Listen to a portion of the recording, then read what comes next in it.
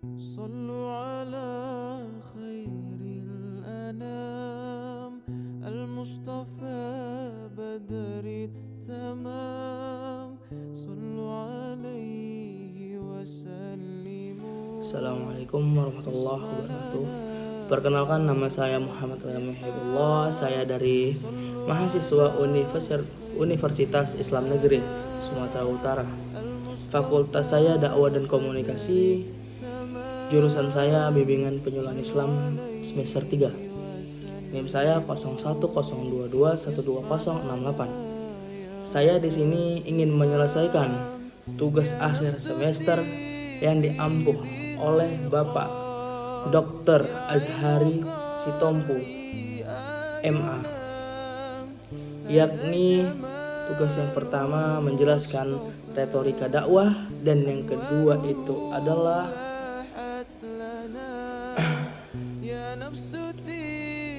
khutbah. Saya akan menjelaskan apa itu retorika dakwah. Retorika dakwah itu adalah seni atau gaya berbicara untuk mengajak, menyuruh kebaikan pada orang lain. Mungkin segitu saja yang bisa saya sampaikan. Billahi taufiq wal hidayah. Assalamualaikum warahmatullahi wabarakatuh. Innal hamdalillah nahmaduhu wa nasta'inuhu wa nastaghfiruh wa na'udzu billahi min syururi anfusina wa min sayyiati a'malina. May yahdihillahu fala mudhillalah wa may yudlilhu fala hadiyalah. Asyhadu an la ilaha illallah wa asyhadu anna Muhammadan abduhu wa rasuluh alladzi la yab'dah amma ba'du.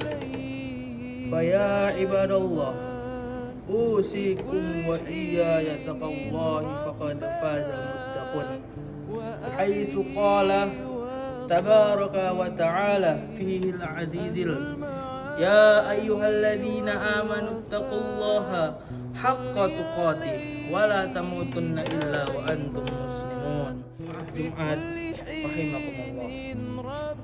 Alhamdulillah, puji dan syukur kita panjatkan kepada Allah Subhanahu wa taala atas limpah nikmat dan karunia-Nya yang tidak terhingga, terutama nikmat iman dan Islam yang menjadi modal selamat bahagia. Shalawat dan salam semoga senantiasa kita tercurahkan kepada junjungan Nabi kita, Nabi Muhammad sallallahu alaihi wasallam. Marilah kita sama-sama meningkatkan kualitas ketakwaan kepada Allah Subhanahu wa taala dengan melaksanakan apa yang diperintahkannya, dan kita jauhin apa larangan. Tahun 22 telah berada di penghujungnya. 1 tahun telah kita lalui bersama. Mari kita sejenak kita renungkan kembali gerangan apa yang sudah kita perbuat. Apakah kita sudah banyak mengisi hari-hari tahun ini dengan beragam macam kebaikan, atau justru kebalikannya? Pada setiap pergantian tahun, seringkali kita melihat banyak terjadi bencana, musibah, tidak hanya di Indonesia saja. Di belahan bumi lain pun sama. Alam menunjukkan tanda-tanda akhir zaman semakin dekat. Kita sudah terlalu banyak merusak alam dengan perbuatan buruk, utamanya dengan dosa dan maksiat, sehingga Allah Subhanahu wa taala banyak menurunkan musibah sebagai pengingat ataupun hukum darinya. Jamaah Jumat rahimakumullah, Al-Quran sudah memberikan kabar sejak dahulu. Allah Subhanahu wa ta'ala menerangkan dalam firman-Nya,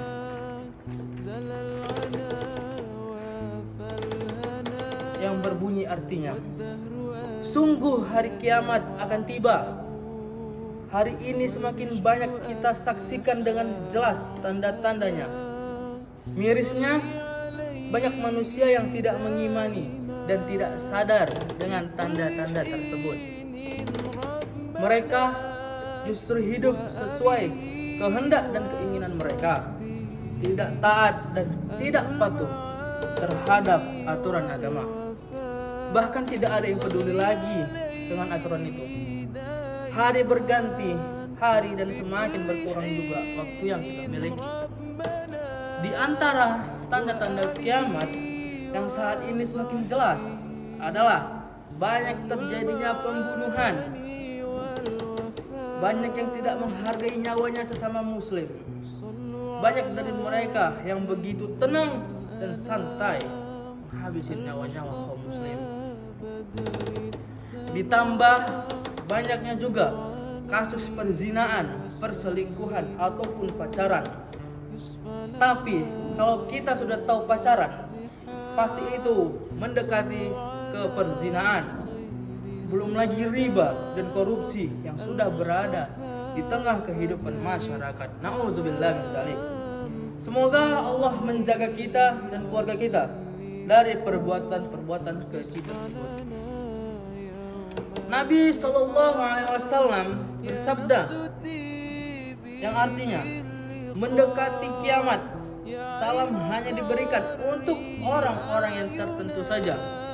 Maraknya perdagangan tanpa peduli halal dan haram, banyaknya pemutusan tali silaturahmi, banyaknya persaksian palsu, banyaknya penyembunyian kesaksian yang benar dan bermunculan tersebarnya tulisan. Hadis riwayat Ahmad. Jamaah Jumat rahimakumullah. Suatu hari Rasulullah SAW pernah didatangi oleh seorang Badui yang bertanya tentang hari kiamat. Nabi SAW menjawab, yang artinya dari Anas bin Malik, seorang Arab Badui bertanya kepada Rasulullah, "Ya Rasulullah, kapan terjadinya hari kiamat?" Rasulullah menjawab, "Apa yang engkau persiapkan untuk menghadapinya?" Ia berkata, "Mencintai Allah dan Rasulnya." Maka Rasulullah SAW bersabda, "Engkau akan bersama dengan orang yang kau cintai." Hadis riwayat Muslim.